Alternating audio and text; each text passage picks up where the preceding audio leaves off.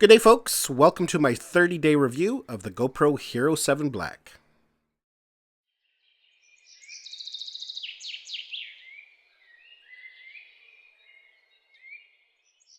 So before we get started here, there's a couple things I'd like to mention. Before I make a review, usually with the GoPros, I always wait 30 days to do my full review and give my opinion on it. And that really holds true for the Hero 7 because I have been using it now for about a month, and my opinion on this camera has really changed from those first few days. So if I had made a review too early on, it would be quite different than the review I'm about to do. Now, the other thing I'd like to mention before I continue is that I purchased this camera myself. I spent my own hard-earned money on it. Here is the receipt to prove it from Best Buy. $600 Canadian with taxes. I just wanted to put that out there because I've spent my hard-earned money on this camera just like you have or will be. That way you know you're going to get a fair, honest, and accurate review. So in Canada, I paid $600 for this thing, and that's a lot of money. I own a lot of GoPros, so was it worthwhile for me to spend another $600 on another GoPro? Let's find out. So first things, let's talk about the form factor. As you can see from the Hero 6, it's identical except for the color and the materials that they've used. Now on a cosmetic note, I don't really like the material that they've used for the new camera. It looks sharp black, but the material is kind of this rubberized material. It doesn't have any pattern on it like the Hero 6 had. I find it's getting scuffed up pretty easy, and it's always covered with lint and different things, and so I don't know what this camera is going to look like after a year of use. It could look in pretty rough shape. Now, at the end of the day, functionality is more important than cosmetic, but when you spend money on gear, you like it to look nice and stay looking nice, so that'll be interesting to see how that plays out and how this new finish holds up over time. Now, when it comes to the form factor, a lot of people were complaining that it's the same as the last two generations, the Hero 5 Black, Hero 6 Black. Hero 7 Black has adopted the exact same shape. Personally, myself, I'm okay with that, just for the fact that it allows you to use gear that you've purchased for some of your other cameras. For example, the GoPro silicone case, the Super Suit, the batteries and dual charger, even ND filters, all of these things are compatible because they've kept the same form factor. So in those early first few days when I bought this Hero 7, I wasn't sold on the fact that it was worthwhile, justifiable to spend $600 Canadian or $399 US on it. I didn't feel the features were compelling enough to justify that. If you already owned a Hero 6 Black, you know, you pretty well have a good camera already, minus some of the new features, but, you know, they haven't really changed the internals that much that you're going to get that much better video quality. You're getting a few extra features and some kind of gimmicky things, but was it worth it to upgrade? But fast forward a month later, and I think my opinion's really changed. Some of the new features on it, like timewarp and HyperSmooth, even the photo timer, have come in really handy and has made the camera very enjoyable to use. I've done some really interesting things with it that I definitely could have not have done with the Hero 6 Black. And yeah, so let's talk about some of these new features. So one of the marketing tactics that GoPro has taken with the Hero 7 Black is they have been calling it a Gimbal Killer. They've introduced the new HyperSmooth technology, and it now works in 4K 60, which is brilliant. That was definitely one of the features I was missing in the Hero 6 Black because I shoot 4K 60 almost all the time, just so I can slow the footage down if needed. And having that little extra polish on there is definitely missed. You know, you're always having to bring a gimbal with you. Yeah, it's just extra gear sometimes you don't need. Now, I don't know if I would go as far as to call this a gimbal killer by any means, but the HyperSmooth is actually quite good. There's a dramatic improvement over the Hero 6. There's been tons of examples on the internet showing that. So as for a gimbal killer, definitely not, because there's going to be situations where you still need a gimbal. But I would have to say that 80% of the time that I would normally use a gimbal, I don't have to anymore, and that's huge. For me, I mainly use my GoPro for family vacations, out adventuring, hiking, camping trips, fishing trips that we do, and you know, not having to bring all that extra gear, especially if you're out on a boat, on a canoe, you know, you're trying to get some nice, cool, smooth footage, and, you know, you've got a gimbal, and you're worried about getting water on it, and where do you pack it? Throwing it around could get damaged. This is all you need to take now. You can just hold this in your hand and get some pretty rock-solid footage. For me, cameras are all about convenience, and if it's not easy and not convenient, I just don't use it. I have a ton of gear kicking around my little office here, and I tell you, most of it doesn't get used because I just don't want to carry it along with me. Sometimes I do if I'm doing specific things, but for just an everyday hike, I just want to grab a camera and go. So the HyperSmooth stabilization in this camera is a big win, and I think that one thing alone is well worth the upgrade for me. I'm not saying that's for everybody. After playing around with it and seeing what the camera's capable of, it totally changed my mind on what I thought of this camera. So then when we take a look at time warp, you can do some really cool things with it. So let's take a quick look at a time warp video. Most people call them hyperlapse videos. So on the right hand side is the Hero 7 Black in time warp mode, and you can see the video is nice and smooth and looks really good.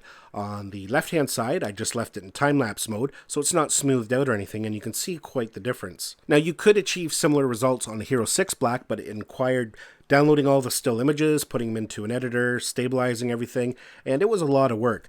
The time warp feature is just done. You know, you press record, you do your little walk or drive or whatever you're doing, and it's done waiting for you as a video. Now, the only downfall to it is that it is not crystal clear. There can be some distortion, as you can see in that video that I showed you, especially when you're in low light conditions. And in that forest, it was kind of dark, you know, so it's not as clear as if you were out on the road or out in the open sun. It will be a lot clearer. The other downfall to it is that it doesn't export as a 4K video. So if you're a person who likes to upload everything in 4K, you're not able to do that with the time warp feature yet. Hopefully that will come with a firmware update. Maybe we'll have to wait till next year. So now when it comes to the new menu GoPro has designed, I really like it. Now it did take me a few days to get onto it. I felt it was a little clumsy at first, and that's just because I was used to the old menu. I've been using GoPros for a long time, and especially the Hero 6 and Hero 5, I do a lot of shooting with them, so I was kind of on the old system. So it does take a bit of time to get used to it, but once you're past that, it's really nice. I really like how simple it is. Everything's at your fingertips. It's just laid out in a very smart and organized way. I think GoPro did a really good job with that. The other nice thing they did was finally add a photo timer, and for the life of me, I can't understand what took them so long. You set your timer, press the button, you get a nice little countdown. You also get a countdown on the front screen when you're doing selfies. So that's pretty handy. Now when it comes to the new HDR photo on the GoPro Hero 7 Black, I'm kind of torn on the feature on whether I really like it. When it was rumored that it was coming, I was quite excited actually, because I was hoping that it was going to take proper HDR bracketed photos. So when you took a photo, you'd be left with 3 bracketed photos, an overexposed, an underexposed, and a normally exposed one. Now the reason I wanted that is that way I could import them to my computer, put them in my HDR software, and set them and merge them the way I like it. But unfortunately that's not the case. The GoPro does it all by itself. Now I've got some samples here and I'll throw them up on the screen. Now, you know, it does a good job at bringing out the highlights and making sure everything's nicely exposed, but I find sometimes it's almost too much. Now I can't quite put my finger on it. I think it's that the contrast. There's just not enough contrast in some of the photos, not enough depth.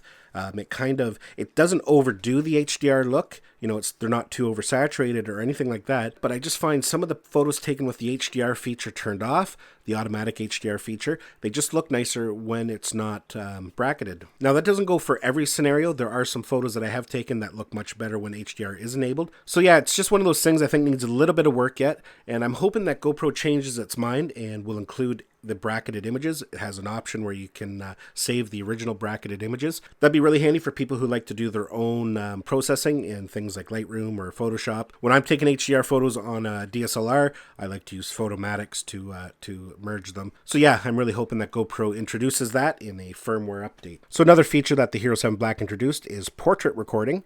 You can see there that the menu changes. Now, portrait recording is not for everybody, and you know, if you read forums and different things, there's a lot of people that are very against it.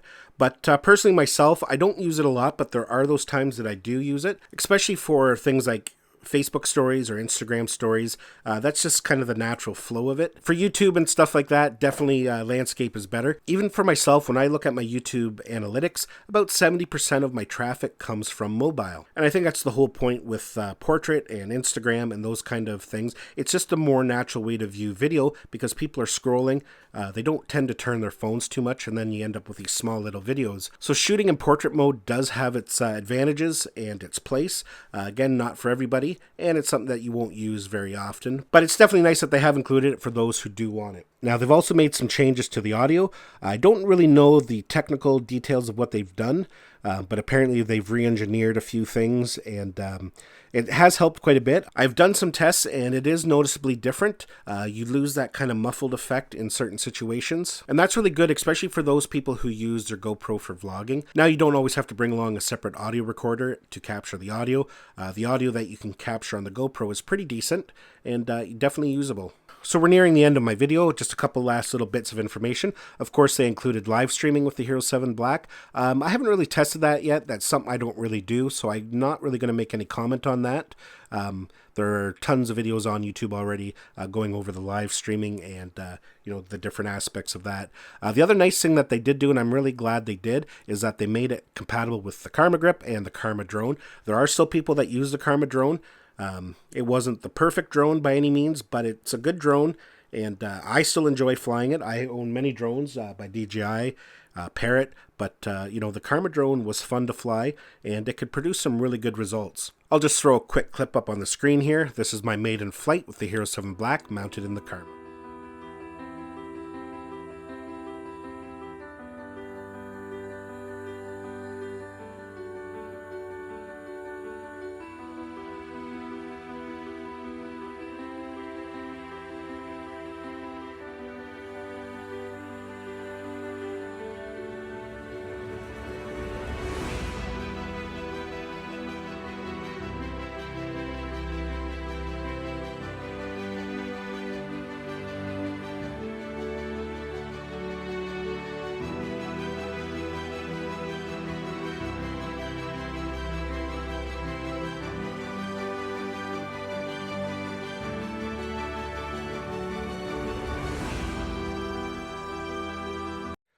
So yeah, folks, that's pretty well it. Now, just to wrap up here, definitely if you own a Hero 5 Black, it's definitely worth the upgrade. The improvements going from a Hero 5 to the Hero 7 are well worth the money, and definitely something you would not regret doing. Now, the big question is, if you own a Hero 6 Black, is it worthwhile to upgrade? Personally, myself, I think it is definitely worthwhile.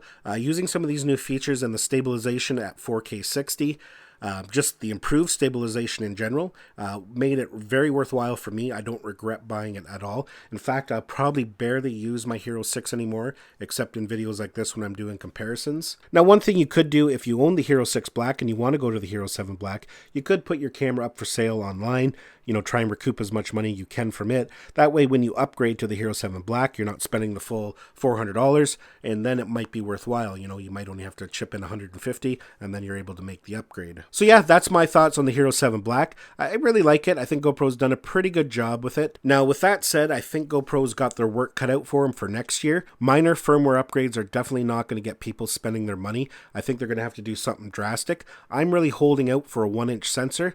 I think GoPro could do it. I think the technology exists, but definitely either way, it'll be interesting to see what they come up with for next year. Well, folks, I want to thank you for watching my video. I'd like to hear your thoughts on the Hero 7 Black, maybe down in the comments, what you think of it, and if you got one, what your user experience has been with it. It's nice to read other people's opinions and whether they love it or they hate it, and yeah, so comment down below and let me know what you think. If you enjoyed the content of this video, give it a thumbs up. It helps people know if this video is worthwhile to watch.